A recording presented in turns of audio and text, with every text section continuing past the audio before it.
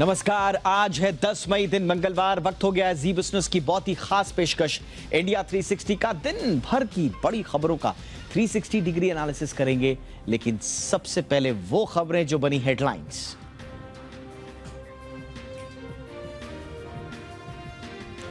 बिजली बिल बकाया के नाम पर हो रही ठगी, सैकड़ों लोगों के बैंक खातों पर ठगों ने लगाई सेंध। ठगी के इस नए तरीके पर देखिए जी बिजनेस का पर्दाफाश। उपभोक्ताओं की शिकायत पर ओला, उबर समेत सभी कैब एग्रीगेटर्स की मंत्रालय ने ली क्लास। अनफेयर ट्रेड प्रैक्टिसेस तुरंत रोके, नहीं तो लगेगी पेनल्टी। पंजाब के इंटेलिजेंस दफ्तर में धमाके के बाद अलर्ट, डीजीपी ने कहा पुलिस के पास अहम सुराग, सीएम को सौंपी रिपोर्ट। श्रीलंका में हिंसक हुआ सरकार विरोधी प्रदर्शन, प्रदर्शनकारियों ने नेताओं के घर किए आग के हवाले। इंडिया 360 में बताएंगे श्रीलंका में किन वजहों से बिगड़े हालात और कब बुझेगी लंका में लगी आग। दिन भर उतार चढ़ाव के बाद बाजार गिरकर बंद, निफ्टी 62 अंक फिसला। मेटल, एनर्जी और रियल्टी शेयरों से बना दबाव, मगर आज बैंकों ने दिया बाजार को सहारा। बैंक निफ्टी 207 अंक चढ़कर बंद। कमजोर लिस्टिंग के बाद रेनबो चिल्ड्रन मेडिकेयर 17% लुढ़का। शेयर इश्यू प्राइस से करीब 6% नीचे हुआ था लिस्ट। पहले दिन प्रूडेंट कॉर्पोरेट एडवाइजरी सर्विसेज का आईपीओ करीब 36% भरा। अनिल सिंघवी की राय, सिर्फ लिस्टिंग गेन के लिए अप्लाई ना करें, लेकिन ज्यादा जोखिम लेने वाले निवेशक लगा सकते हैं पैसा। नहीं रहे मशहूर संतूर वादक पंडित शिव कुमार शर्मा, 84 साल की उम्र में हुआ निधन। पीएम मोदी समेत कई हस्तियों ने जताया दुख।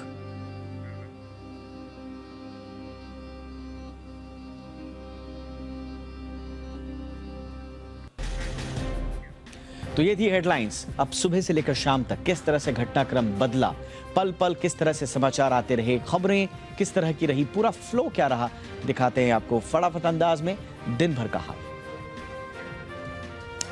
दिल्ली में बुलडोजर का एक्शन लगातार जारी है। आज सुबह खुलते ही एमसीडी मंगोलपुरी और न्यू फ्रेंड्स कॉलोनी में अतिक्रमण हटाने के लिए पहुंची। मंगोलपुरी में आम आदमी पार्टी के विधायक मुकेश अहलावत बुलडोजर के सामने लेट गए। हालांकि पुलिस ने उन्हें हिरासत में ले लिया। वहीं न्यू फ्रेंड्स कॉलोनी में बुलडोजर चलाने से पहले एमसीडी ने लोगों से अवैध निर्माण पर रखे सामान को हटाने के लिए भी कहा। एक तरफ दिल्ली में बुलडोजर चल रहा था तो दूसरी तरफ कुतुब मीनार को लेकर विवाद भी बढ़ गया। आज हिंदू संगठनों से जुड़े लोगों ने कुतुब मीनार परिसर के बाहर हनुमान चालीसा का पाठ किया, जिन्हें पुलिस ने हिरासत में ले लिया। यूनाइटेड हिंदू फ्रंट का दावा है कि कुतुब मीनार विष्णु स्तंभ है।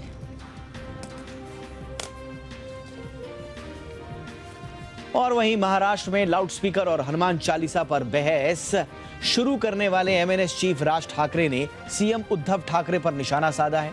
उन्होंने ट्विटर पर सीएम उद्धव ठाकरे को एक खुला खत लिखा है। इसमें राज ठाकरे ने कहा है कि उन्हें राज्य सरकार से यही कहना है कि आप हमारे धैर्य का अंत मत देखो। राज ठाकरे ने अपने इस ट्वीट में आगे लिखा कि सत्ता आती है और चली जाती है।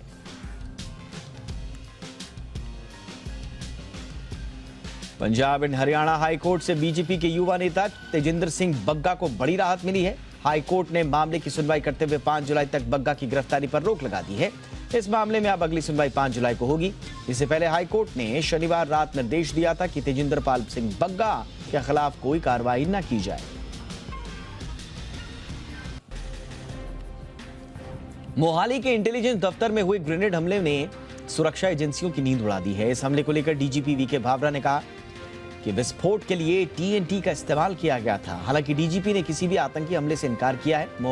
मोहाली के एंट्री एग्जिट पॉइंट पर नाकेबंदी की गई है। असम के मुख्यमंत्री हिमंता बिस्वा शर्मा की सरकार के 1 साल पूरा होने पर केंद्रीय गृह मंत्री अमित शाह ने गुवाहाटी में एक रैली को संबोधित किया। संबोधन से पहले शाह ने असम पुलिस को प्रेसिडेंट कलर अवार्ड भी दिया। इस दौरान उन्होंने असम पुलिस और राज्य की जनता को बधाई दी। शाह ने कहा कि आजादी के समय असम पुलिस बल की संख्या 8,000 थी और आज असम पुलिस की संख्या 70,000 से भी ज्यादा है। चक्रवाती तूफान असानी ने पश्चिम बंगाल और ओडिशा के तटवर्ती क्षेत्रों में अपना असर दिखाना शुरू कर दिया है। मौसम विभाग के मुताबिक बंगाल और ओडिशा के समुद्री इलाकों में 90 से 125 किलोमीटर प्रति घंटे की रफ्तार से हवाएं चल रही हैं। इस दौरान कई जगहों पर बारिश भी हो रही है। तूफान का असर बिहार, झारखंड, छत्तीसगढ़ में भी रहा। 11 से 13 मई तक यहां बारिश होगी, साथ ही तेज हवाएं भी चलेंगी। असानी चक्रवात आज रात उत्तर पश्चिम दिशा में बढ़ना जारी रखेगा। सुप्रीम कोर्ट राजद्रोह कानून की समीक्षा के लिए केंद्र सरकार को समय देने के लिए तैयार हो गया है। आज मामले की सुनवाई करते हुए चीफ जस्टिस की अध्यक्षता वाली 3 जजों की बेंच ने कहा कि वो सरकार को विचार के लिए समय देगी, लेकिन सॉलिसिटर जनरल सरकार से निर्देश लेकर बताएं कि लंबित केस और भविष्य में दर्ज होने वाले केसेस पर इसका क्या असर होगा। वो ये भी बताएं कि क्या अभी 124A के लंबित केस स्थगित रखे जा सकते हैं। कल सुबह सुप्रीम कोर्ट इस पहलू पर सुनवाई करेगा।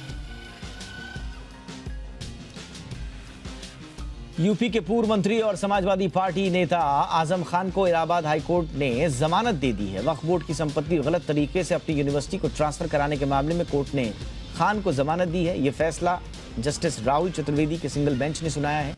हालांकि जमानत मिलने के बावजूद आजम खान जेल से रिहा नहीं हो सकेंगे। फर्जी डॉक्यूमेंट के सहारे 3 स्कूलों को मान्यता देने के मामले में आजम के खिलाफ 3 दिन पहले रामपुर में केस दर्ज किया गया था। इस मुकदमे के वारंट को सीतापुर जेल में शामिल भी कराया जा चुका है।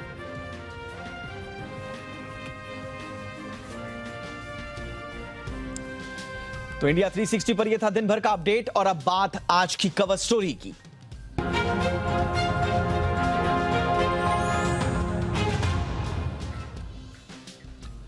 श्रीलंका बर्बाद हो चुका है, यह कहने में कोई अतिशयोक्ति नहीं है। चारों ओर हाहाकार मचा हुआ है, लोग सड़कों पर हैं। श्रीलंका में आर्थिक संकट के चलते पनपे हालात अब गृह युद्ध की दहलीज पर पहुंच चुके हैं। बीते कई महीनों से चल रहे विरोध ने अब यहां हिंसक रूप ले लिया है। श्रीलंका में सड़क पर देखते ही गोली मारने का आदेश दे दिया गया है।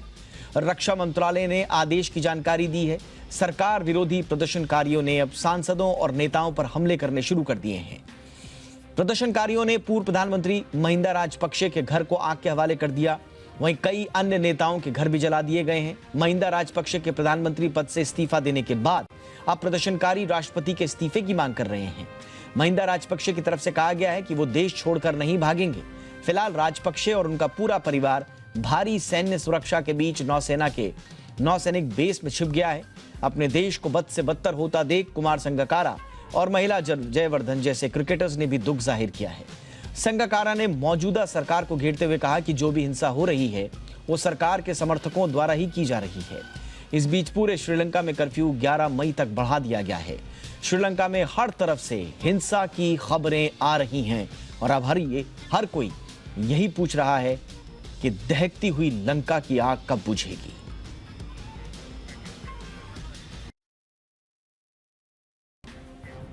और श्रीलंका के हालात किस कदर बिगड़ चुके हैं, किस तरह यहां की सड़कों पर हिंसक झड़पें हो रही हैं, रिपोर्ट देखिए और समझिए श्रीलंका का मौजूदा हाल।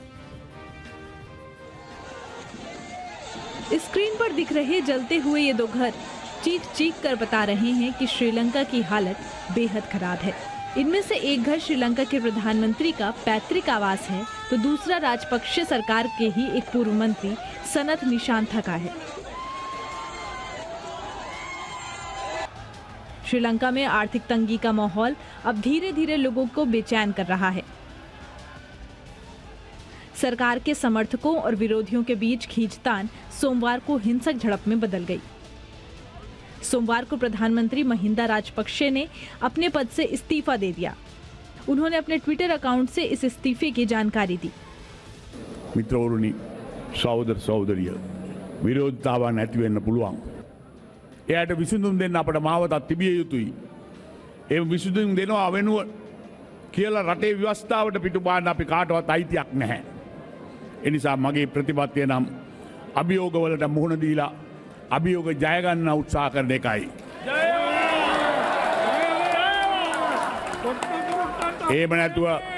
එහෙම නැතුව කවදාකවත් අභියෝග හමුවේ පලා යෑමේ සිරිතක් මට නැතයි කියන එක මම කියන්න ඕන මේ වෙලාවේ. लेकिन इस ऐलान के कुछ समय बाद ही कोलंबो में हिंसक झड़प शुरू हो गई। सरकार के समर्थक और विरोधी आमने सामने आ गए। हालांकि बीते कई दिनों से पूरे देश में चल रहा प्रदर्शन सोमवार को पीएम के इस्तीफे के बाद हिंसक कैसे हो गया, इसका कारण अब तक साफ नहीं है। 2 दिन पहले श्रीलंका के राष्ट्रपति ने दोबारा आपातकाल लगा दिया और हालात को देखते हुए महिंदा राजपक्षे ने अपने पद से इस्तीफा दे दिया, लेकिन लोग अब भी राष्ट्रपति के इस्तीफे की मांग को लेकर अड़े हुए हैं।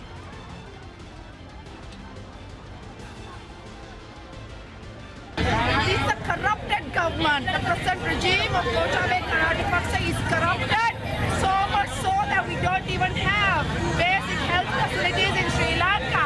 So we are protesting to tell him to step down. लोगों की खाली जेब और पेट की आग ने श्रीलंका को जलाना शुरू कर दिया है। श्रीलंका पीएम के इस्तीफे के बाद माना जा रहा था कि शायद लोगों का गुस्सा कम होगा, लेकिन ऐसा नहीं हुआ और बात हिंसा तक पहुंच गई। आम जनता और श्रीलंका के राष्ट्रपति दोनों ही अपनी अपनी मांग पर अड़े हुए हैं। अब देखना होगा कि पहले हार कौन मानता है। ब्यूरो रिपोर्ट, जी मीडिया। एक वक्त में अपनी प्राकृतिक सुंदरता और टूरिज्म के लिए फेमस श्रीलंका अपने अब तक के सबसे बड़े आर्थिक संकट से जूझ रहा है, लेकिन ये संकट आखिर खड़ा कैसे हुआ? क्या थी वो वजह जिससे श्रीलंका में हालात बिगड़ने शुरू हुए और आज श्रीलंका गृह युद्ध के कगार पर क्यों खड़ा हो गया? इन सवालों का जवाब तलाशती ये रिपोर्ट देखिए।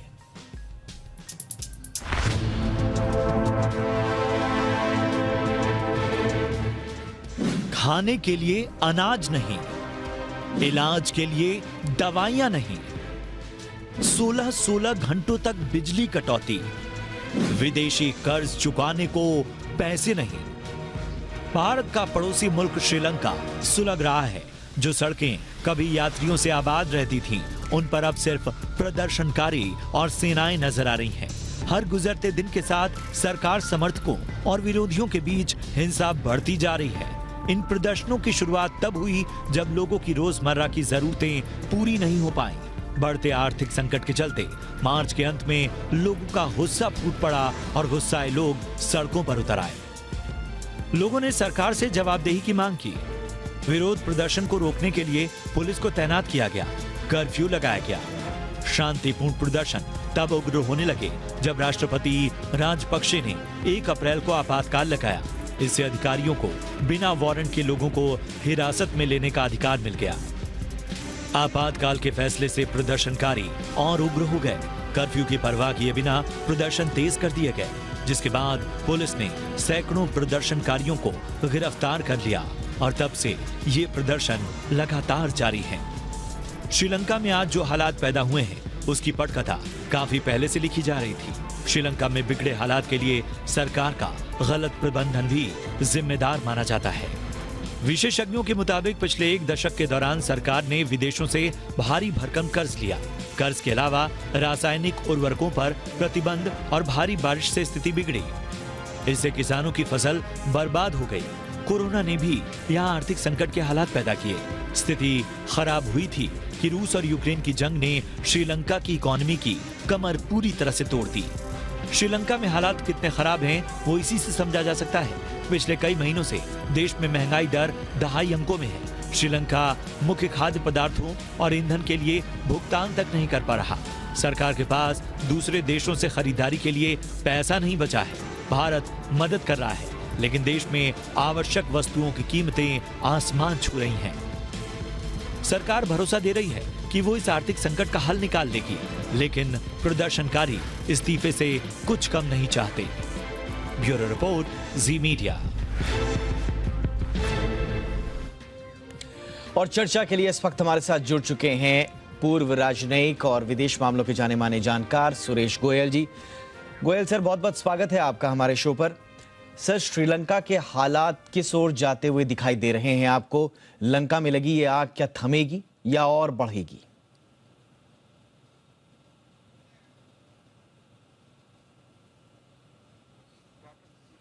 गोयल सर, मेरी आवाज आपको मिल रही है? हाँ बिल्कुल, अब अभी शुरू हो गई है। जी हाँ सर। श्रीलंका के हालात किस ओर जाते दिखाई दे रहे हैं सर? काफी चिंताजनक हालात है इस समय। कम से कम 1 हफ्ते पहले तक तो जो बातचीत हो रही थी, उससे लग रहा था कि जो प्रदर्शन हो रहे हैं श्रीलंका में, वो ज़्यादातर श्रीलंका की आर्थिक समस्याओं से रिलेटेड है। डेट रिस्ट्रक्चरिंग की वजह से जो वहाँ पर इन्फ्लेशन रेट ज़्यादा हो गया है, कंज्यूमर आइटम नहीं मिल रहे हैं, मेडिसिन नहीं मिल रही हैं, तो जाहिर सी बात है कि जो आम लोग हैं वो काफ़ी नाखुश थे। तो लग रहा था कि जो प्रदर्शन हो रहे हैं वो आर्थिक समस्याओं की वजह से प्रदर्शन हो रहे हैं, और अगर सरकार आर्थिक समस्याओं को से सुलझने के लिए कदम उठाती है तो शायद बात बन जाएगी। लेकिन अब जो ये वायलेंस हो रही है कि श्रीलंका के जो प्रधानमंत्री हैं उनका पुश्तैनी घर जला दिया गया, तो जो वायलेंस अब ये जल्दी शुरू हुई है उससे हालात काफी चिंताजनक हो गए हैं, और मुझको लगता है कि अब ये ज्यादा खराब हो गए हैं पहले से, और कहाँ तक जाएंगे इसका अंदाजा लगाना मुश्किल हो गया है। बिल्कुल सर, इसके लिए आप किसको जिम्मेदार मानते हैं? शुरुआत इसकी हुई थी, वहां पर ऑर्गेनिक खेती को लेकर सरकार एक नई नीति लेकर आई। आपने कहा कि उसके बाद धीरे धीरे आर्थिक संकट अब राजनीतिक संकट में तब्दील हो गया है और कटघरे में पूरा राजपक्षे परिवार है। तो ये पूरे समस्या की जड़ क्या राजपक्षे सरकार की गलत नीतियां या उनके परिवार का जो इन्वॉल्वमेंट था, जिसको लेकर सबसे ज्यादा गुस्सा इस वक्त है, उसको आप मानते हैं? देखिए, कितना भी गुस्सा हो, कितनी भी नाराजगी हो उनकी आर्थिक नीतियों की वजह से, या उनके परिवार, अगर वो लोग समझते हैं कि इन्होंने अपना परिवारवाद है, परिवार को फायदा पहुंचा है, लेकिन जहां तक मैं श्रीलंका को समझता हूं, वहां पर तरह की जो वायलेंस आप स्क्रीन पर देख रहे हैं, ये वायलेंस बहुत अनकॉमन सी चीज है।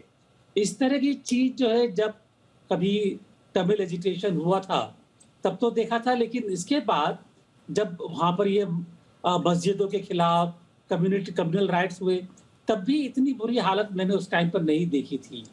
तो मैं ये समझता हूँ कि इसके पीछे खाली आर्थिक हालात की ही बात नहीं है, परिवारवाद की बात नहीं है। मुझे लगता है कि कहीं ना कहीं किसी भी तरह से कुछ और फैक्टर्स है जो बीच में इन्वॉल्व हो गए हैं, जिसके बारे में पूरा पता नहीं है, और जब तक वो फैक्टर्स समझ में नहीं आएंगे कि किस वजह से ये झगड़े शुरू हुए हैं, तो इनको काबू पाना मुश्किल लगता है। अब सर, वहां पर अब सरकार विहीनता की स्थिति वहां पर पैदा हो गई है। अब कौन संभालेगा श्रीलंका को? मिली जुली सरकार का जो प्रयास था राजपक्षे साहब का, वो साकार होता हुआ दिखाई नहीं दे रहा है। विपक्ष में से कोई सामने नहीं आ रहा है कि हम सरकार चलाते हैं या साथ मिलकर चलाते हैं। तो सरकार कौन चलाएगा? किसके हाथ में श्रीलंका आएगा जो श्रीलंका के हालात ठीक कर पाए? इस बारे में कुछ स्थिति साफ हो पा रही है सर? परेशानी यही है कि अभी जो वहाँ का जो राजनीतिक संतुलन है या असंतुलन है, उसमें कुछ नजर नहीं आता कि अगर राजपक्षे सरकार को छोड़ भी दें तो कौन वहां पर आएगा। एक पॉलिटिकल स्टेबिलिटी इतनी भयावह हो गई है कि अगर वहां पर राजपक्षे छोड़ करके जाते भी हैं, और कुछ खबरें आ रही हैं कि प्रधानमंत्री उनके नेवल बेस पर चले गए हैं, पता नहीं कितनी अटकलें हैं, तो उसके बाद क्या होगा? एक मन में आशंका बार बार आती है कि श्रीलंका में अगर हम इंटरनेशनल इन्वेस्टमेंट को छोड़ दे, IMF वगैरह का जो लोन है, सबसे बड़ी इकोनॉमिक प्रेजेंस इस टाइम पर चाइना की है। चाइना ने हम्बन टोटा को एक तरह से खरीद लिया है। तो अब अगर चाइना अपनी इन्वेस्टमेंट्स को बचाने के लिए कुछ सोच सकता है, कुछ करेगा, पता नहीं मेरे को, लेकिन खतरा है कि किसी की भी इन्वेस्टमेंट को बचाने के लिए क्या कदम उठाए जाएंगे, और वो भारत के लिए थोड़े से चिंताजनक हो सकते हैं। मैं सर इसी बात पे आ रहा था कि इन्वेस्टमेंट बचाने के लिए हो सकता है अंतर्राष्ट्रीय हस्तक्षेप हो, लेकिन वो अंतर्राष्ट्रीय हस्तक्षेप किस लेवल का होगा? दूसरा, क्या उसे वहां का डोमेस्टिक सपोर्ट मिलेगा? ये इसकी संभावनाएं आप कितनी देखते हैं? और भारत को यदि भूमिका निभाने की अगर जरूरत पड़ी तो भारत क्या भूमिका निभा सकता है? मेरे ख्याल है इसीलिए भारत ने जब पहल की थी एक तरह से कि IMF के प्रेसिडेंट को बात करके ये सुझाव दिया गया था कि श्रीलंका की इकोनॉमिक रिस्ट्रक्चरिंग करनी जरूरी हो गई है ताकि उनका डेट बर्डन कम हो और आगे इन्वेस्टमेंट के लिए पैसा उनके पास आना शुरू हो। अब डेट रिस्ट्रक्चरिंग के बारे में भी कुछ अटकलें ये लगनी शुरू हुई कि क्योंकि चाइना जो है IMF का एक बड़ा इम्पोर्टेंट मेंबर है, तो वो डेट रिस्ट्रक्चरिंग में हो सकता है कि पहले अपना जो उनका पैसा लगा हुआ है उसको निकालने का सोचें। बहरहाल अटकलें थी, पक्का कुछ भी नहीं है। तो भारत को मेरे ख्याल है एक बड़ा रोल ये है कि बजाय एक देश उसमें अपना इंटरवेंशन करे, इंटरनेशनल रिस्ट्रक्चरिंग, इंटरनेशनल सपोर्ट अब और भी ज्यादा जरूरी हो गई है। भारत अकेला इस मामले में कुछ करने की स्थिति में मेरा ख्याल है अभी नहीं है, क्योंकि एक तो जो लोग हैं वो अब हाल का नहीं 10 साल पहले का जो भी पॉलिटिकल एक स्पेक्ट्रम रहा था, उसके बाद वो भारत के इंटरवेंशन को किस रूप से देखेंगे कहना बहुत मुश्किल है ये। तो भारत को इंटरवेंशन की बजाय या किसी और देश को इंटरवेंशन की बजाय इंटरनेशनल इंटरवेंशन हो, वो ज्यादा अच्छा रहेगा। इंटरनेशनल इंटरवेंशन यानी कि UN, IMF, वर्ल्ड बैंक, इस तरह की ऑर्गेनाइजेशंस के द्वारा। एग्जैक्टली सर, मैं यही आपसे अगला सवाल पूछने वाला था कि इंटरनेशनल इंटरवेंशन किस तरह का होगा। क्या UN को एक बैठक बुलाकर इस पर बातचीत करनी चाहिए, और क्या वहां कुछ हलचल है UN में इसको लेकर, और क्या अगर UN इसमें पहल करता है तो हमारे सामने एक रीसेंट पास्ट में इस तरह की एक नजीर पेश होगी कि अंतर्राष्ट्रीय समुदाय आकर एक देश को संभाले?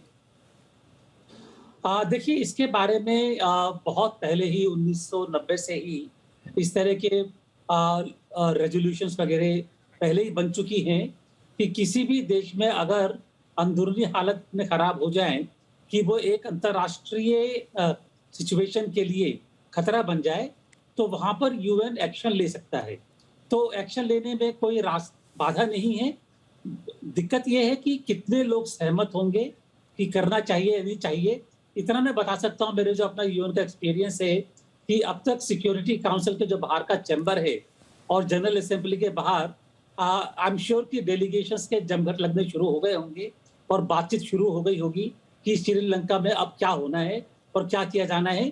तो एक तरह से अटकलें लगनी शुरू हो गई है, प्रयास शुरू हो गए होंगे इनफॉर्मल लेवल पर।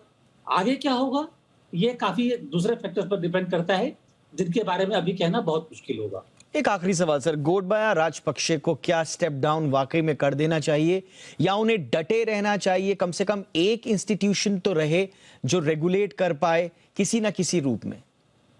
ये आपका सवाल मुश्किल भी है और अच्छा भी है, क्योंकि जैसा कि पहले कहा गया, अगर कोई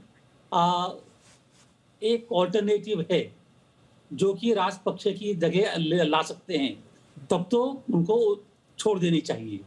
लेकिन अभी कोई नजर नहीं आ रहा है कि कौन आएगा। तो राजपक्षे का जाने का मतलब यही है कि या तो इंटरनेशनल इंटरवेंशन हो या एक कोई देश वहां पर आए। जब तक एक UN वगैरह का कोई रुख नहीं बन जाता, मुझे लगता है कि राजपक्षे को अगर वो डटे रहे थोड़ा सा, तो वही अच्छा रहेगा। बिल्कुल, बहुत बहुत शुक्रिया सर इस तमाम जानकारी के लिए। तो वाकई में श्रीलंका में हालात बेहद नाजुक, क्या कब हो जाए कोई कुछ नहीं कहता। विकल्प एक ही है, गोटा गो का जो वहां पर नारा लग रहा है कि गोटबाया राजपक्षे भी इस्तीफा दें। अगर वो संभालना चाहते हैं हालात, तो सर ये कह रहे हैं कि आपको डटे रहना होगा, या फिर आपको एक इंटरनेशनल इंटरवेंशन की आवश्यकता होगी ताकि वो आकर टेक ओवर करे और श्रीलंका के अंदरूनी हालात को जल्द से जल्द सामान्य करने में मदद कर पाए। लेकिन उसके बगैर यदि गोटबाया राजपक्षे ने भी इस्तीफा दे दिया तो फिर श्रीलंका का क्या होगा ये कहा नहीं जा सकता। शुक्रिया सर एक बार फिर से वक्त निकालने के लिए आपका। रूस यूक्रेन युद्ध का आज 76वां दिन है। रूस हमले में कोई कमी नहीं आ रही है। युद्ध में मृतकों की संख्या हर दिन बढ़ती जा रही है। यूक्रेन की तरफ से दी गई जानकारी के मुताबिक उन्होंने हमले में तबाह हुई एक इमारत में मलबे से 44 लोगों के शव निकाले हैं। यूक्रेनी सेना ने बताया कि रूस ने ओडेसा स्थित ब्लैक सी पोर्ट पर 7 मिसाइलें दागी थी और यहां एक शॉपिंग सेंटर और गोदाम को निशाना बनाया था। सेना के मुताबिक इस हमले में एक व्यक्ति की जान गई है तो 5 लोग घायल हुए हैं। यूक्रेन ने भी दावा किया है कि रूस ने हमले करने के लिए सोवियत काल के कुछ हथियारों का इस्तेमाल भी किया। वहीं अमेरिका ने रूस पर आरोप लगाया कि वो यूक्रेनी नागरिकों का अपहरण भी कर रहा है।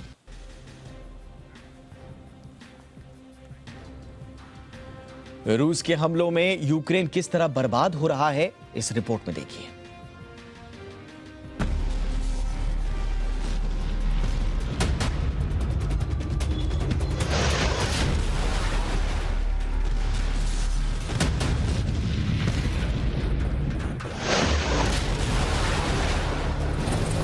रूस यूक्रेन युद्ध का 76वां दिन है। रूस जहां एक और विक्ट्री डे मना रहा है, तो दूसरी ओर यूक्रेन पर लगातार बम भी बरसा रहा है।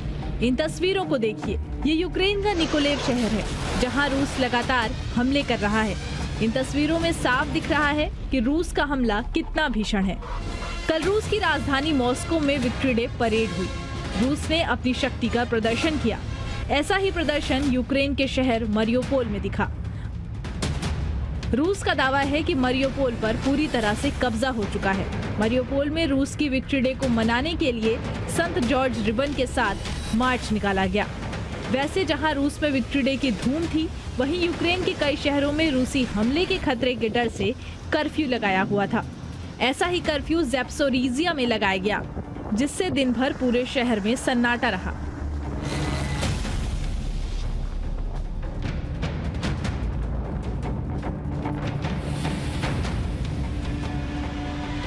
इन हमलों के बीच अमेरिका ने रूस पर आरोप लगाया है कि वो यूक्रेनी नागरिकों को रूस लेकर जा रहा है। इससे पहले ज़ेलेंस्की ने भी आरोप लगाया था कि करीब 3 लाख यूक्रेनी नागरिकों का रूस ने अपहरण किया और अपने देश ले गया। We certainly have seen indications that Ukrainians are being moved from Ukraine into Russia. I can't speak to how many camps or what they look like. I mean, I don't know that we have that level of detail, but we do have indications that Ukrainians are being taken against their will into Russia.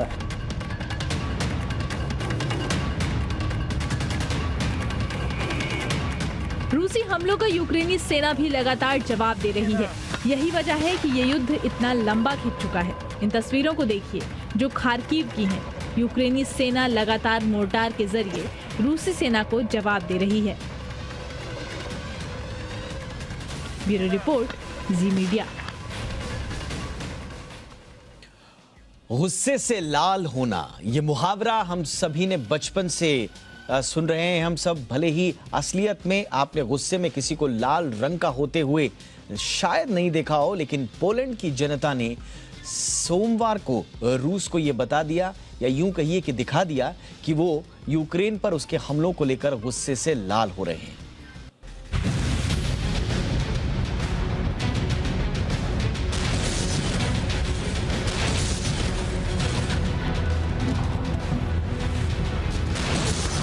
Ukraine ने पश्चिमी देशों की ओर हाथ क्या बढ़ाया, रूस गुस्से से लाल हो गया।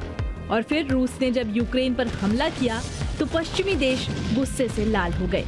बाकी ताकतवर देश तो अब तक रूस को ये नहीं बता पाए हैं कि वो यूक्रेन हमले को लेकर कितने गुस्से में हैं। लेकिन सोमवार को पोलैंड के लोगों ने ये बता दिया। ये तस्वीरें पोलैंड की राजधानी वार्सो की हैं, जहां रूस के राजदूत का जनता ने देखिए क्या हाल कर दिया। दरअसल पोलैंड में रूस के राजदूत सर्गेई आंद्रोव सोमवार को विक्ट्री डे के मौके पर सोवियत संघ के शहीदों को श्रद्धांजलि देने पहुंचे थे। इसी बीच वहां यूक्रेन युद्ध का विरोध कर रहे कुछ प्रदर्शनकारी आ गए। फिर उन प्रदर्शनकारियों ने रूस के राजदूत पर अपना गुस्सा निकाला। लोगों ने रूस के राजदूत पर लाल रंग फेंककर ये साफ तौर पर जता दिया कि वो रूस के हमलों को लेकर गुस्से से कितने लाल हो रहे हैं।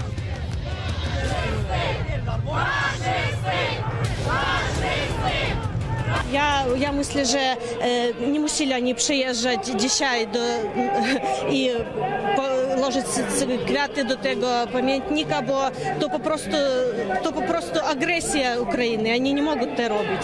I te ludzie, co wyszli Ukraińcy, i ze mną teraz znajduje się mężczyzna z Białorusi i wszystkie my chcemy, żeby po prostu nie było więcej wojny.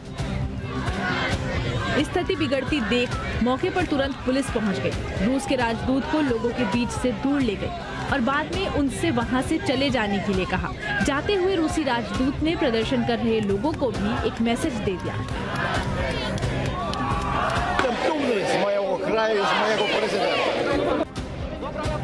लेकिन बावजूद इसके लोगों ने रूसी राजदूत का पीछा नहीं छोड़ा और उनके काफिले के पास जमा हो गए। रूसी राजदूत के साथ हुआ बर्ताव उस गुस्से को दिखाता है जो यूक्रेन युद्ध के बाद पूर्व सोवियत देशों में रूस के प्रति उबल रहा है। पोलैंड और रूस का इतिहास भी युद्ध और हिंसा से भरा है। यूक्रेन युद्ध के शुरुआती दिनों से ही पोलैंड कीव का समर्थन कर रहा है और बदले में उसे मॉस्को की तरफ से लगातार धमकियां मिल रही हैं। अब सवाल ये है कि क्या रूस के खिलाफ इस तरह का ये एकमात्र प्रदर्शन होगा या फिर आने वाले समय में रूसी राजदूतों को इसी तरह का विरोध दुनिया के अलग अलग हिस्सों में झेलना पड़ेगा।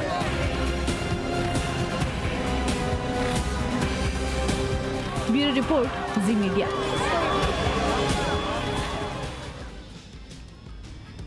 अमेरिका में 4 जुलाई यानी स्वतंत्रता दिवस की तैयारियां जोरों शोरों से हैं। हर साल यहां लाखों पटाखे फोड़े जाते हैं, लेकिन इस साल अमेरिका के कुछ इलाकों में ये मांग की जा रही है कि पटाखे न जलाकर आसमान को ड्रोन्स की रोशनी से सजाया जाए और इसकी एक अच्छी और खास वजह है।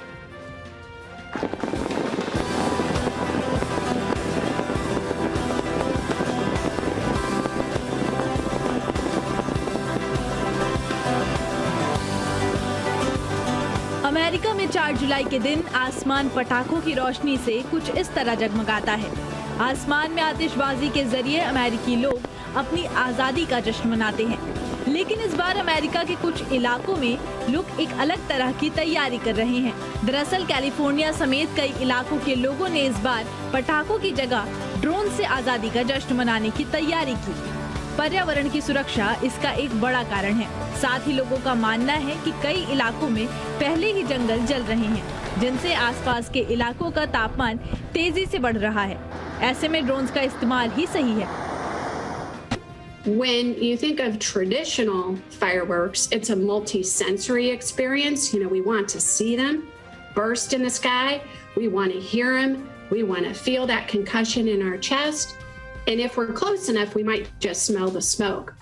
Where drones, you have a visual effect, but you don't get that multi-sensory experience. California के पास बीते साल काल्डोर के जंगलों में भीषण आग लग गई थी, जिस पर 70 दिनों बाद काबू पाया जा सका था और इन 70 दिनों में जंगल का 2 लाख एकड़ से भी ज्यादा का हिस्सा जलकर राख हो गया था। इस साल भी अमेरिका के कई जंगलों में तेज गर्मी के कारण आग लगी हुई है। ऐसे में पर्यावरण की चिंता करने वाले इसे लेकर परेशान हैं।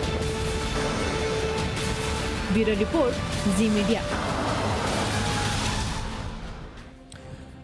और इधर चीन में कोरोना से हाहाकार मचा हुआ है। राजधानी बीजिंग और शंघाई में प्रतिबंध और कड़े कर दिए गए हैं। घरों में कैद लाखों लोगों को सामान की डिलीवरी लेने से भी रोक दिया गया है। इससे जनता में आक्रोश बढ़ता जा रहा है।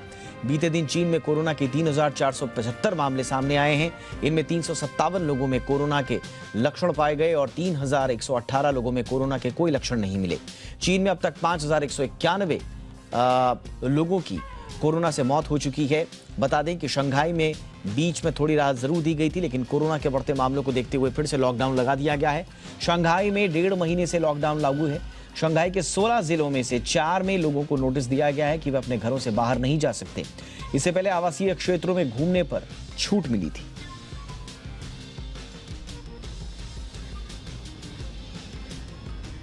शंघाई शहर में लगे सख्त लॉकडाउन की वजह से जब एक बच्चा 2 महीने के लिए घर में अकेले कैद हुआ तो क्या हुआ, देखिए पूरी स्टोरी।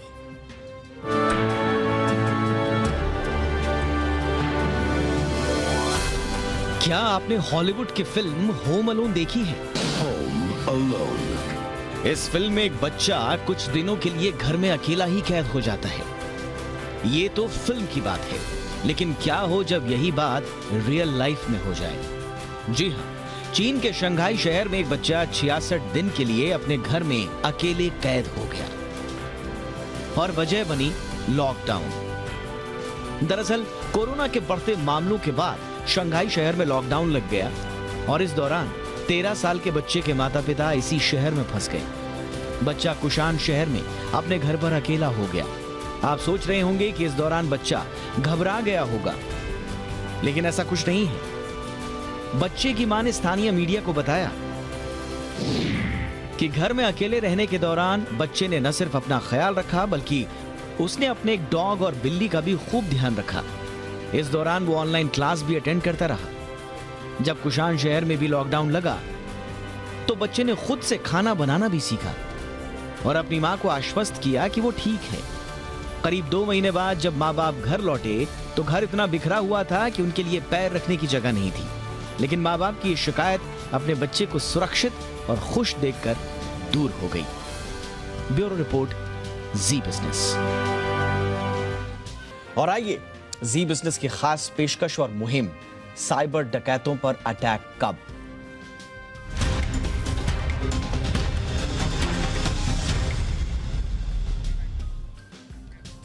जी बिजनेस लगातार साइबर और डिजिटल डकैतों पर काउंटर अटैक करने की बात कर रहा है।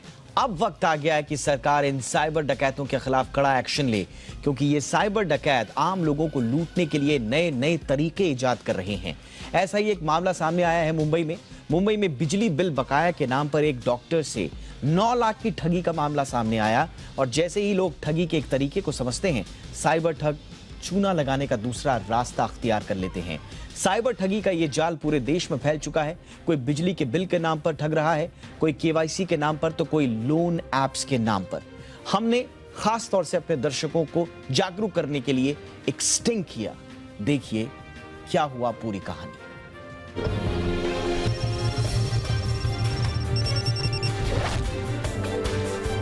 मुंबई के एक सीनियर सिटीजन डॉक्टर से बिजली बिल बकाया के नाम पर फ्रॉड कर ठग ने 1 घंटे के अंदर 9 लाख रुपए उड़ा दिए। ये घटना चौंकाने वाली हो सकती है, लेकिन देश के कई हिस्सों में बिजली बिल भरने के नाम पर फ्रॉड के मामले सामने आ रहे हैं। ऐसे में एक जागरूक चैनल होने के नाते हम लगातार अपने दर्शकों को साइबर ठगों के खिलाफ आगाह करते आ रहे हैं। इसी कड़ी में आज हम आपको ठगों के इस तरह के नए फ्रॉड पर खुलासा कर रहे हैं। आजकल बिजली कटौती जोरों पर है और इसका फायदा लेने से ठग चूक नहीं रहे। जिस तरह मुंबई के डॉक्टर के पास फ्रॉड मैसेज आया था, उसी तरह का मैसेज जी बिजनेस के संवाददाता के मोबाइल पर भी आता है, जिसमें संवाददाता से बिजली का बिल अपडेट करने के लिए कहा जाता है और बिल को न भरने पर बिजली काटने की चेतावनी दी जाती है। मैसेज के साथ आखिर में कांटेक्ट करने के लिए एक मोबाइल नंबर दिया जाता है। जब हमारे संवाददाता मैसेज में दिए गए नंबर पर फोन कर ठग से बिजली बिल के बारे में अपडेट पूछते हैं, तो ठग प्ले स्टोर से क्विक सपोर्ट नाम के एक ऐप को डाउनलोड करने के लिए कहता है। मैं आपको प्रोसीजर बता दे रहा हूँ। अपना मोबाइल का प्ले स्टोर ओपन कीजिए। अच्छा, कर दिया प्ले स्टोर ओपन। वहाँ पे सर्च कीजिए update quick support. Team viewer quick support को इंस्टॉल कीजिए सर आप। लेकिन जब जी बिजनेस के संवाददाता बिल ड्यूज के बारे में पूछते हैं, तो ठग की ओर से जवाब आता है कि ऐप पर बिल अपडेट करते ही बिजली बिल की बकाया रकम का पता चल जाएगा। बिल को अपडेट कर मेल कर दिया जाएगा। अब तक पूरा माजरा समझ में आ चुका था। हमारे संवाददाता ठग को फंसाने के लिए झूठ बोलते हैं कि वो ऐप डाउनलोड कर रहे हैं। ठग हमारे संवाददाता से कहता है कि एग्री एंड कंटिन्यू को क्लिक करें, एक आईडी नंबर आएगा। अभी आपको अलाव आएगा बिजली विभाग ऑफिस से। आईडी नंबर बताइए। आईडी नंबर आ गया ना जी, बताइए। 189284679। अभी आपको अलाव आएगा। एक बार नंबर बोलिए दोबारा। 189 284 679। 189 248 679। यस। हमारे संवाददाता उसे एक झूठा आईडी नंबर बताते हैं। जाहिर है, जैसे ही वो फेक आईडी नंबर पाता है, हमारे संवाददाता पर भड़क जाता है और गाली गलौज करने लगता है। गाली क्यों दे रहे हो यार? ऐसा आईडी नंबर रहता है किसी को। सच्चाई ये है कि अगर हमारे संवाददाता ठग की बातों में आ जाते और ऐप डाउनलोड कर उसे जैसे ही आईडी शेयर करते, उनका फोन हैक हो जाता और मोबाइल का सारा डेटा और ऑपरेशन ठग के हाथ जाता। वो उनके अकाउंट्स के सारे पैसे साफ कर देता। हैरानी की बात तो ये है कि जब ठग को पुलिस से शिकायत करने की बात कही गई, तो ठग ने पुलिस को नहीं बख्शा। यानी ऐसे साइबर ठगों को पुलिस से कोई डर नहीं लगता। मैं पुलिस को कंप्लेन कर दूंगा ना। तू क्या पुलिस को कंप्लेन कर। आजकल ठगी का एक और तरीका खूब फल फूल रहा है। अब तक आपने फर्जी लोन ऐप से कर्ज लेने वालों को प्रताड़ित करने का मामला सुना होगा। लेकिन अब ये ठग उन लोगों को भी परेशान करने लगे हैं जिन्होंने मोबाइल ऐप से कभी लोन लिया ही नहीं, लेकिन उन्हें लोन रिकवरी के मैसेज और फोन आ रहे हैं। मैसेज में लोन के ड्यू डेट के बारे में लिखा होता है, साथ ही एक लिंक के साथ कॉन्टेक्ट नंबर दिया होता है। लोन न चुकाने पर हैवी पेनल्टी लगाने की बात लिखी होती है। कस्टमर जानता है कि उन्होंने लोन नहीं लिया है, फिर भी कौतूहलवश या लोन चेक करने के लिए जैसे ही मैसेज में दिए गए लिंक पर जाते हैं, उनका मोबाइल हैक हो जाता है और कुछ ही पलों में पता चलता है कि ग्राहक के अकाउंट से पैसे साफ हो चुके हैं। हम आपको आगाह करते हैं कि ऐसी किसी लिंक या मैसेज को इग्नोर करें। जिस नंबर से मैसेज आया है उसे ब्लॉक कर दें। साथ ही ऐसे नंबर को व्हाट्सएप पर सर्कुलेट कर दें ताकि आपका कोई जानने वाला ऐसे ठगों के चंगुल में न फंसे। खुद भी सचेत रहें और दूसरों को भी इन साइबर ठगों के खिलाफ जागरूक करें। अनुराग शाह, जी मीडिया।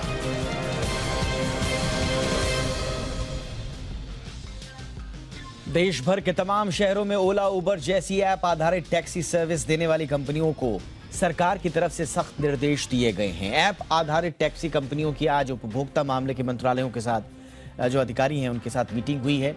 इस बैठक में कैब एग्रीगेटर्स को सख्त चेतावनी देते हुए कहा गया है कि कंपनियां अपने सिस्टम को सुधारें, उपभोक्ताओं की बढ़ती शिकायतों का सॉल्यूशन जल्द दें। बता दें कि बड़ी संख्या में उपभोक्ताओं ने ऐसी शिकायतें की हैं जिसमें कैब ड्राइवर्स बुकिंग लेने के बाद उसे कैंसिल करने के लिए उपभोक्ताओं पर दबाव डालते हैं।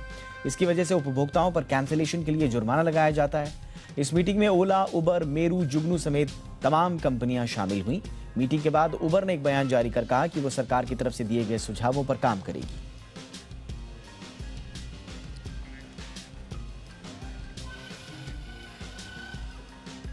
देश में बहुत जल्द ड्रोन टैक्सी चलने वाली है। सिविल एविएशन मिनिस्ट्री के जॉइंट सेक्रेटरी अंबर दुबे ने इसे लेकर सरकार की तैयारी के बारे में विस्तार से बताया। सिविल एविएशन मिनिस्ट्री के मुताबिक 2030 तक आम जनता के लिए ड्रोन टैक्सी सेवाएं शुरू हो सकती हैं। इसके लिए कई कंपनियां और विश्वविद्यालय रिसर्च में लगे हुए हैं। ऐसा माना जा रहा है कि 2028 में सेना के लिए ड्रोन टैक्सी का इस्तेमाल किया जा सकता है। उन्होंने कहा कि ड्रोन पीएलआई के लिए विंडो दोबारा खोलने के पीछे सरकार की मंशा ये भी है कि नई कंपनियों को मौका मिले। इसमें 14 कंपनियां पहले ही क्वालिफाई कर चुकी हैं। 15 अगस्त तक इन कंपनियों को भुगतान कर दिया जाएगा। अगले साल जनवरी में तीसरी विंडो को खोलकर बाकी का पेमेंट किया जा सकता है। 2030 तक ऐसी एक्सपेक्टेशन है कि 2030 तक तो आप और हम फिर ये हेलीकॉप्टर की बजाय अब ड्रोन टैक्सी में ही घर से ऑफिस और आप भी जब अपना फील्ड रिपोर्टिंग करेंगे तो शायद ड्रोन टैक्सी से ही तुरंत पहुंच जाएंगे और उसमें आपका वक्त और फिजिकल स्ट्रेस और मेंटल स्ट्रेस और टाइम स्ट्रेस और खर्चा भी तीनों कम हो जाएगा। भारतीय रेलवे लगातार नई नई सुविधाएं बढ़ाता जा रहा है। इस बीच अब रेलवे ट्रेनों में एक खास सीट शुरू होने जा रही है। इस सीट से उन महिलाओं को फायदा होगा जो छोटे बच्चे के साथ सफर करती हैं। रेलवे ने छोटे बच्चों को ले जाने के लिए ट्रेन में एक सीट पर शिशु के लिए अलग बर्थ दी है। इस बर्थ को बेबी बर्थ कहा जा रहा है। बता दें कि उत्तर रेलवे की लखनऊ रेलवे ने यह सौगात दी है और इसकी शुरुआत लखनऊ से नई दिल्ली जाने वाली लखनऊ मेल से की गई है। रेलवे ने पायलट प्रोजेक्ट के तौर पर ट्रेन के AC3 कोच में ये बेबी बर्थ लगाई है और इस बेबी बर्थ की सबसे खास बात यह है कि ये सीट फोल्ड हो सकती है, यानी कि जब इसकी जरूरत ना हो तो इसे फोल्ड करके सीट के नीचे किया जा सकता है।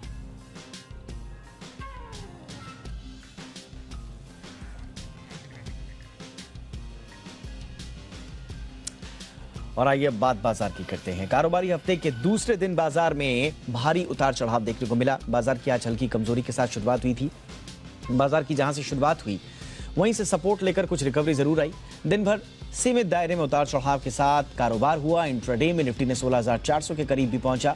बैंक निफ्टी भी मजबूती दिखाते हुए 34,800 तक पहुंचा, लेकिन आखिरी घंटे में आधे घंटे में बाजार पर फिर से दबाव बन गया। कारोबार के अंत में निफ्टी 62 अंक टूटकर 16,240 के लेवल पर बंद हुआ। सेंसेक्स 106 अंक लुढ़ककर 54,364 के स्तर पर बंद हुआ। मार्केट में आज किस तरह का एक्शन कहां देखने को मिला, बताने के लिए मेरे साथ जुड़ रहे हैं मेरे सहयोगी कुशल गुप्ता। ओवर टू यू कुशल। जी, तो बाजारों में आज भारी उतार चढ़ाव का माहौल रहा और यहाँ पर अगर आप देखें तो निफ्टी कभी ऊपर कभी नीचे लगातार यहाँ पर आज के सत्र में होते हुए नजर आए, जिसमें निफ्टी में गिरावट का रुझान जहाँ पर ज़्यादा बना रहा उसमें कोल इंडिया आप देखिए 7-7.5% तक की गिरावट रही और सबसे ज़्यादा मेटल पैक्ट आज 5% से ज़्यादा ये इंडेक्स टूटते हुए नजर आए और जिस वजह से आप देखिए टाटा स्टील लगभग 6-6.5% तक का कट इसमें आया। JSW स्टील, हिंडाल्को, एक भी मेटल ऐसा नहीं था जहाँ पर ऑलमोस्ट आपको थोड़ी सी फ्लैट या तेजी का रुझान देखने को मिले। तो कहीं ना कहीं क्लियर कट जो बड़े दिग्गज मेटल काउंटर्स हैं वहां पर भारी बिकवाली आज के सत्र में बनती हुई नजर आई। तो मेटल स्पेस तो फोकस में था ही, इनफैक्ट टॉप लूजर्स के रूप में ऑयल इंडिया 9% तक की गिरावट यहां पर थी। साथ ही शोभा लिमिटेड, टानला प्लेटफॉर्म्स, वेल्सपन कॉर्प जैसे स्टॉक्स में भी 7% से ज्यादा की गिरावट आज के सत्र में देखने को मिली। कुछ स्टॉक्स खबरों की वजह से और नतीजों की वजह से फोकस में थे। इसमें एशियन पेंट्स आप देखिए दमदार नतीजे मार्केट आज के दौरान इसने प्रस्तुत किए और अच्छी तेजी यहां पर बनी। इनफैक्ट इंट्राडे में 4% के ऊपर भी एशियन पेंट्स निकलता हुआ दिखा। इनफैक्ट कच्चे तेल में कल के सत्र में जो गिरावट रही थी उस वजह से ONGC पर खासा दबाव था। वोल्टास जो ब्रोकरेज रिपोर्ट्स आई थी अंडर परफॉर्म की रेटिंग के साथ, उसका क्लियर कट दबाव आज के सत्र में इसमें भी बनता हुआ नजर आया। 4 से 5% तक की गिरावट वोल्टास में देखने को मिली, पर कल पोस्ट मार्केट नतीजे GNFC के आते हुए दिखे थे और 10% से ज्यादा का इंट्राडे मूव यहां पर अच्छे से आपको GNFC काउंटरिंग करता हुआ नजर आया। टॉप निफ्टी गेनर्स में आयशर मोटर्स भी पीछे नहीं थे, साथ ही FMCG पैक्ट से HUL आज लीड कर रहा था। इंडसइंड बैंक, अल्ट्रावेटेक सीमेंट में भी अच्छी खरीदारी रही। इनफैक्ट टॉप गेनर्स में आइनॉक्स लेजर के साथ साथ PVR बड़े फोकस में था, 4% से ज्यादा की तेजी यहां पर थी। आवास फाइनेंशियल्स, साथ ही पॉलीप्लेक्स कॉर्पोरेशन, कॉस्मो फिल्म्स के कल जिस तरह के नंबर्स आए उसके बाद यहां पर भी 5 से 6% तक का दमदार इंट्राडे मूव हमें देखने को मिला। अब देखना होगा कि कल मिड वीक सेशन के दिन किस तरह से बाजार जो है पैन आउट करते हुए नजर आते हैं।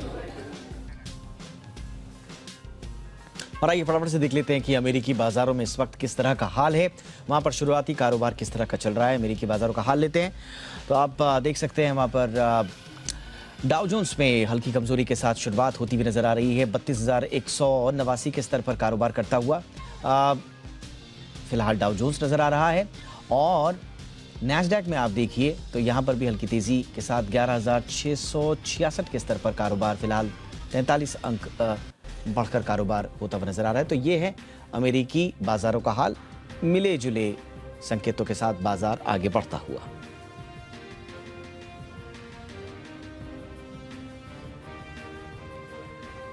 और मार्केट में एक्शन पर चर्चा के लिए इस वक्त हमारे साथ जुड़ चुके हैं प्रॉफिट मार्ट सिक्योरिटी के माफ कीजिएगा, आगे बढ़ते हैं, कुछ और खबरों का रुख कर लेते हैं। डॉलर इंडेक्स में तूफानी तेजी का असर पूरी दुनिया की करेंसी पर हुआ है और रुपए पर भी इसका असर दिखा है। रुपया भी अछूता नहीं है। रुपया डॉलर के मुकाबले ऑल टाइम लो को टच कर चुका है। डॉलर के मुकाबले रुपए में 77 रुपए 53 पैसे के स्तर पर पहुंच चुका है रुपया। रुपए में आई इस कमजोरी के लिए डॉलर इंडेक्स में आई तेजी जिम्मेदार है। बता दें कि डॉलर इंडेक्स 20 साल के हाई पर है।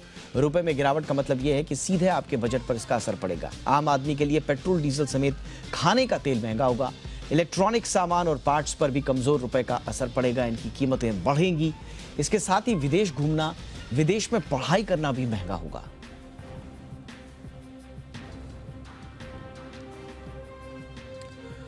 प्रूडेंट कॉर्पोरेट एडवाइजरी सर्विसेज का IPO आज से आवेदन के लिए खुल गया है। निवेशक इसमें 12 मई तक पैसा लगा पाएंगे। पहले दिन IPO 36% भरा है। कंपनी ने IPO का प्राइस बैंड 595 से 630 रुपए प्रति शेयर तय किया है। कंपनी की इस IPO के जरिए 538 करोड़ रुपए जुटाने की योजना है। ये पूरी तरह से ऑफर फॉर सेल है। इसका मतलब ये है कि IPO के तहत कंपनी ने कोई नया शेयर जारी नहीं किया है, बल्कि इसके प्रमोटर्स और निवेशक अपने हिस्से के शेयरों की बिक्री के लिए उन्होंने रखा है। जी बिजनेस के मैनेजिंग एडिटर अनिल सिंघवी ने कहा है कि सिर्फ लिस्टिंग गेन के लिए अप्लाई ना करें। उन्होंने ज्यादा जोखिम लेने वाले निवेशकों को लगाने की सलाह दी।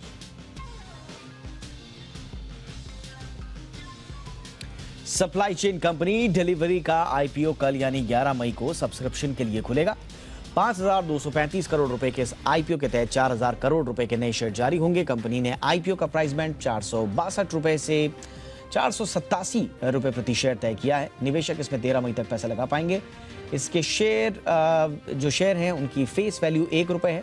IPO का लॉट साइज है 30 शेयरों का, यानी प्राइस बैंड के अपर प्राइस के हिसाब से निवेशक को कम से कम 14,610 रुपए का निवेश करना होगा। शेयरों का अलॉटमेंट 19 मई को फाइनल हो सकता है। लिस्टिंग 24 मई को हो सकती है।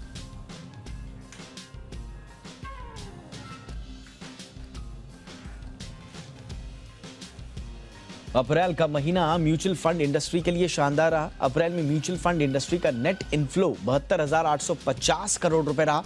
मंथली आधार पर म्यूचुअल फंड इंडस्ट्री का AUM 1.3% बढ़कर 38 लाख करोड़ रुपए पर पहुंच गया।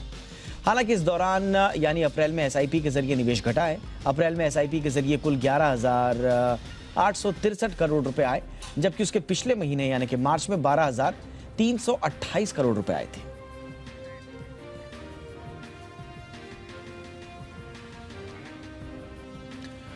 और अब खबरें कुछ एंटरटेनमेंट जगत से ले लेते हैं। हिंदी फिल्म इंडस्ट्री और साउथ इंडस्ट्री में भाषा विवाद के बीच अब महेश बाबू ने बॉलीवुड को लेकर एक बड़ा बयान दिया है। उन्होंने कहा कि बॉलीवुड मुझे अफोर्ड नहीं कर सकता, इसलिए मैं हिंदी फिल्मों में काम करके अपना समय बर्बाद नहीं करना चाहता। मुझे मेरी साउथ इंडस्ट्री में जो स्टारडम और मान सम्मान मिला है वो बहुत बड़ा है, इसलिए मैं कभी इंडस्ट्री को छोड़कर दूसरी इंडस्ट्री में काम करने की सोच नहीं सकता हूं। द कश्मीर फाइल्स रिलीज के बाद से ही भारत समेत कई देशों में बॉक्स ऑफिस पर धमाल मचाया है। विवेक अग्निहोत्री की यह फिल्म सिंगापुर में रिलीज होने वाली थी, लेकिन वहां के सेंसर बोर्ड ने फिल्म को बैन कर दिया है। इस खबर के सामने आते ही कांग्रेस सांसद शशि थरूर ने विवेक और भाजपा पर तंज कसा। इसके बाद विवेक अग्निहोत्री ने थरूर को कुछ ऐसे शब्द कहे जिससे थरूर नाराज हैं।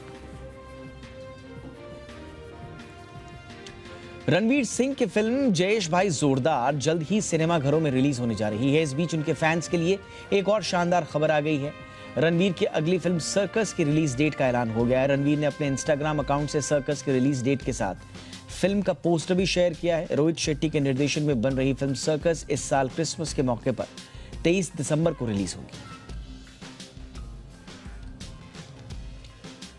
प्रियंका चोपड़ा ने सोशल मीडिया स्टोरी पर एक फोटो शेयर की है। उसमें बताया कि वो काम पर वापस लौट आई हैं। उन्होंने हॉलीवुड सीरीज सिटाडेल की शूटिंग शुरू कर दी है। दरअसल मदर्स डे के मौके पर प्रियंका ने अपनी बेटी मालती की पहली झलक दुनिया के सामने शेयर करते हुए बताया था कि स्पेशल दिन उन्हें सबसे प्यारा गिफ्ट मिला है, क्योंकि उनकी बेटी 100 दिनों बाद हॉस्पिटल से घर आ गई है। KGF 2 ने एक और नया रिकॉर्ड अपने नाम दर्ज कर लिया है। हाल ही में साउथ की ये ब्लॉकबस्टर फिल्म दक्षिण कोरिया की राजधानी सियोल में प्रदर्शित की गई। सियोल में इस फिल्म के प्रदर्शन के साथ ही यश की KGF चैप्टर 2 दक्षिण कोरिया में दिखाई जाने वाली पहली कन्नड़ा फिल्म बन गई है। फिल्म ने जब तक दुनिया में 1162 करोड़ रुपए से अधिक की कमाई कर ली है और RRR और दंगल ने बॉक्स ऑफिस रिकॉर्ड को पछाड़ दिया है।